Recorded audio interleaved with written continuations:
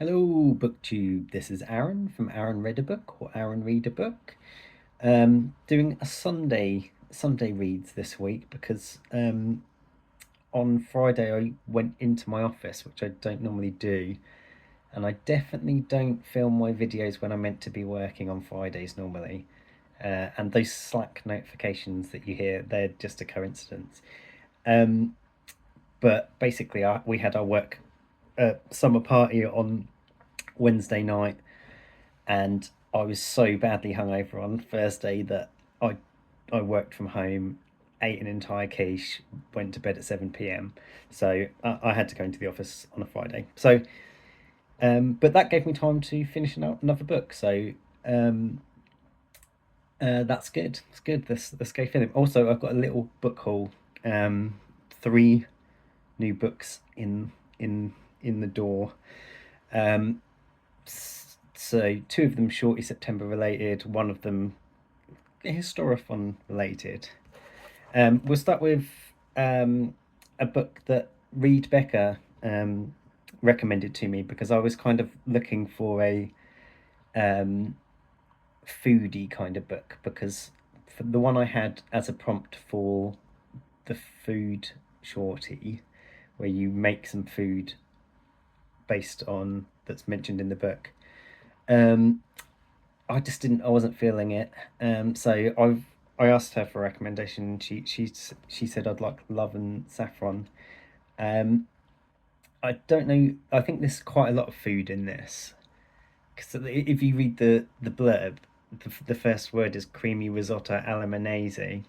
I don't. That's probably not how you say Milanese. Mussels in a hot buttery broth, chicken spiced with cinnamon and cloves.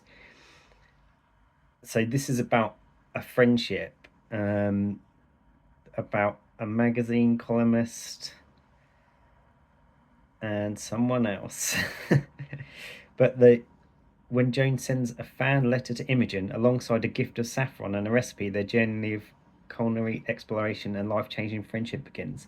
So it's kind of a friends through food novel. I'm hoping one of the recipes won't be that they talk about won't be um, too hard to make, and I can just make it.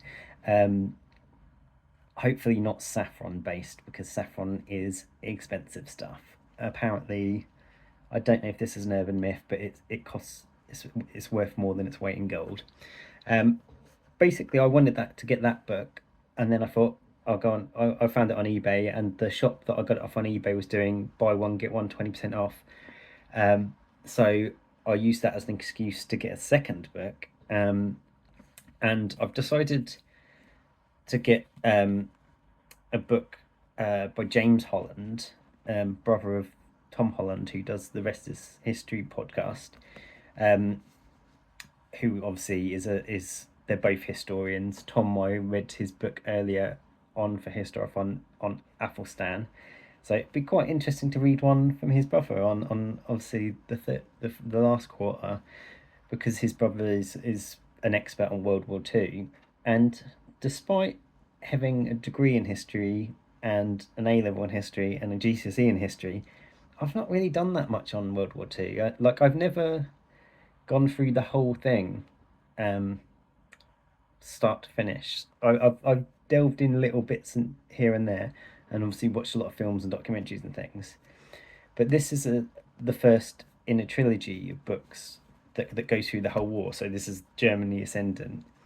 I think this it's called The War in the West, this edition, but I think this is called something different in other countries. But it's got pictures in and stuff as well. But it's a chunky one. And it had an annoying stick on that I've scrubbed off too vigorously and ruined the book. But oh well. Um, so I'm looking forward to digging into that at some point. Not immediately. The other book I bought was the sequel to um, Roald Dahl's Boy, which is his second in his autobiography, going solo. And I sort of cheekily used this as the prompt that's like buy a non-fiction about another shorty you've read. obviously they're both non-fiction, but that wasn't specified, so I've done that, and I've already read this, so we'll talk about that in a minute. Um, but I'll do what I normally do, which is go from most recent to least recent, and see how good my memory is when we get to the end. Um, the book I've just finished this morning is An Unsuitable Attachment by Barbara Pym, and this is a shorty. Really, it's just I think just over 250 pages. So on the edge of a shorty, and it just doesn't fit any of the prompts that I can think of. But I wanted to read another Barbara Pym because I recently recommended her to my work mates, and they read Jane and Prudence for their what's it called, book club, and it got quite mixed reactions, I think. And again, they I recommended it to him because they loved Map and Lucia, which I read a few weeks ago, a few months ago, and loved, and they recommended that to me, so I recommended them Pym back because it reminded me of them. But they didn't like Cranford for the same reason. They said, "Oh, it's not as good as Map and Lucia," and they said, "This is the Jane and Prudence is not as good as Map and Lucia." I think it's better, but I love both of them. But this Barbara Pym novel is An Unsuitable Attachment. Is the first book she had that she couldn't get published. So this got rejected by her publisher and every publisher that she submitted it to, and then began like a 20-year sort of wilderness for Barbara Pym where she couldn't get published. Eventually, just before she died, she came back into the limelight after Philip Larkin and somewhat of a critic named her as the most underrated author in England, and all of a sudden she started getting published again. And this was published, I think this edition was after 16 years.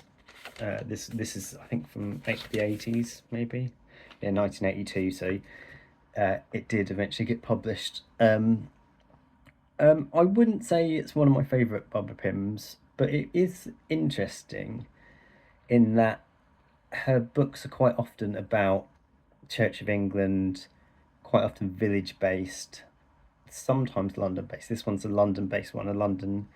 They're never like very city like novels. They're always like a quiet suburb of London. This is sort of northwest London. But this is about two young women, which is not often her focus. She often focuses on kind of older middle-aged women who are unmarried, and this is about two younger unmarried women, although one of them is, I think, in their 30s. And it's also unusual that it's got a trip to Italy in it. She's very English, Barbara Pym, but this has a trip to Italy, but it's quite humorous in the way that it's almost making fun of English people abroad, like going straight away for a cup of tea, and two of them take cat food for the stray cats and things. It's she does it in a funny way. But the basic premise of this is that two new people move into the parish, two single people. So a man who's an anthropologist, which is another Barbara Pym often has anthropologists in her book, and a young woman who is one of the two main women that it focuses on. The other woman is the sister of the parish priest, and you follow the priest's wife as well, to some extent. And basically, it's a bit of a matchmaking novel in that both of the women have an interest in the man, sort of, and the man is kind of interested in both of them as well. And there's other men in the background that are interested in the women as well. So it's kind of, I don't know, it's more of a romance than most Barbara Pims, but in the Barbara Pym kind of way. And it's always interesting that she has anthropologists in her books because she very much studies kind of human nature in her books, in or human interactions, because her books are so focused on very normal lower middle class life, and they're kind of humorous and quiet and everyday. So you it ends you end up looking at the nature of that kind of person, the sort of lonely lower middle class person living in a new parish on their own. And she's so good at relationship stuff, like just human relationships rather than romantic relationships. And she's so good at sort of finding the humor and the mundane, everyday humor of things. Um, I will definitely read all of her books, but this was not one of my favorites. But just because she's so good at that, they're always worth reading. And my favorite aspect of this is that the vicar's wife is doesn't have any children, but she's obsessed by her cat and treats it as if it's a child, and she's always bringing it up in every conversation, which I've just found really funny. But yeah, an interesting Barbara Pym in that they go abroad, and it's perhaps a younger focus because the books quite often echo her own life, where she was a single sort of middle-aged woman writing these books who lived in a village with her sister, and I think she worked for anthropologists. So um, if you've read Excellent Women as well, some of the people in Excellent Women make a little cameo in this as well. But yeah, very enjoyable still, but and certainly not the reason why she was in a publishing wilderness. It's not like this book was so bad that it ruined her career. It was just that the type of novel she wrote became unfashionable. And I always look at it like she's kind of the Trollope and Austen of the 50s. Her books are very Anthony Trollope and very Jane Austen, but they obviously Trollope and Austen look at a different class of society than Barbara Pym. But I love her stuff. I will continue to read her other books. Before that, I read, as I mentioned, Going Solo, by Dahl. I wasn't sure what to expect from this because Boy I'd read maybe 20 times in my life. I read it all the time when I was a kid, and I was charmed by it, and I couldn't separate it from the nostalgia. But I'd never read Going Solo, so this has had to stand on its own merit in my brain. And it's certainly not focused on it's not aimed at children as much as Boy is, which I found a weird thing that he wrote this sort of autobiography for children, and this is definitely adult or young adult because it largely deals with his time in the RAF in World War II. But it starts almost immediately after Boy finishes, where he wants to go to Africa to work for the Shell company, Shell Oil Company, as a salesman, and even that is quite an extraordinary thing now. He goes abroad on a boat, and he knows he won't be able to come back for 3 years, and you only have letters to communicate. So it's a daunting thing when you're like 21 to go away for 3 years to a completely different country, and I don't know what it is about him, but he just seems to attract drama, and not like drama as in love affairs and things, but drama as in people getting attacked by tigers and snakes and things like that. But his time in Africa is really fascinating, especially when you look at it in the context of sort of colonialism. And he is quite he's not critical of England being a colonial power, but he does find the sort of they have basically servants in their house. He does talk about the weirdness of that relationship, but he's fiercely loyal to his servants, and his servants are fiercely loyal to him, and he saves the life of one of his servants. And one of the stories he tells about his servants, it is completely mad. Like it's insane, very entertaining, very dramatic. And then that's before he even goes into World War Two, where he joins up as a pilot in World War Two. First of all, though, when he's in Africa, they ask him to round up all the Germans in his country. I can't remember where it is. I think it might be Tanzania. And stop them escaping, because there was loads of German people living there. And the fact that he got given that job when he has never been in the army is absolutely insane. And that's a really interesting story as well. But he wants to fly, so he goes and trains to become a pilot. And he's involved in the defense of Greece, which again is a mad story. His whole squadron. First of all, he crashes his plane before he even gets there, and is in hospital for like 6 months. So by the time he gets there, his squadron is only 14 planes, I think, left, defending the whole of Greece, where Germany has sent a huge amount of troops. So his flying missions, they only send up one person at a time. So they're like, you go attack and come back and hope for the best.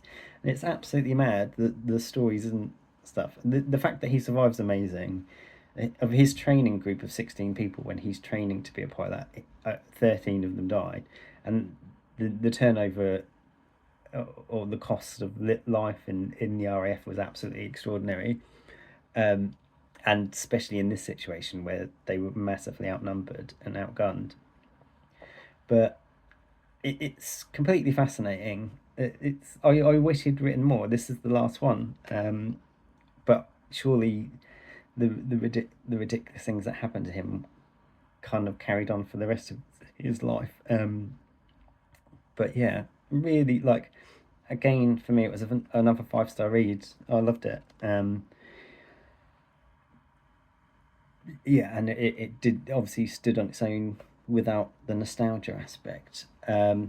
Okay, also very short and easy to read. And again, he's very interested in photography, so there's photography all throughout the book. I do wish I need to get hard copies of both this and Boy that maybe have better quality printing of the photographs, because they're quite hard to see sometimes. Another thing I didn't know about him is you can tell him there in the middle. He's 6'6". He's a massive man. But yeah, that was Going Solo. So that was another great read by Roald Dahl. Now I need to go and read some of his actual sort of non-fiction fiction books. Sorry, because I don't think I've ever read one. But if you've got any favourites, let me know. And the third book that I finished for Shorty September this week was another Georges Simenon novel, another Maigret, and this one was the Saint-Fiacre affair. I don't know if I'm saying that correctly. And again, I think what I've done, I won't talk too much about this because it's a big series and they're all kind of, well, they're not linked in any way, but they're all very short and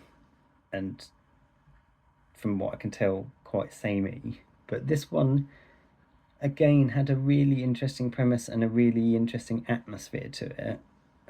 But again, I've accidentally chosen one where Maigret basically has no, like, it's like he has no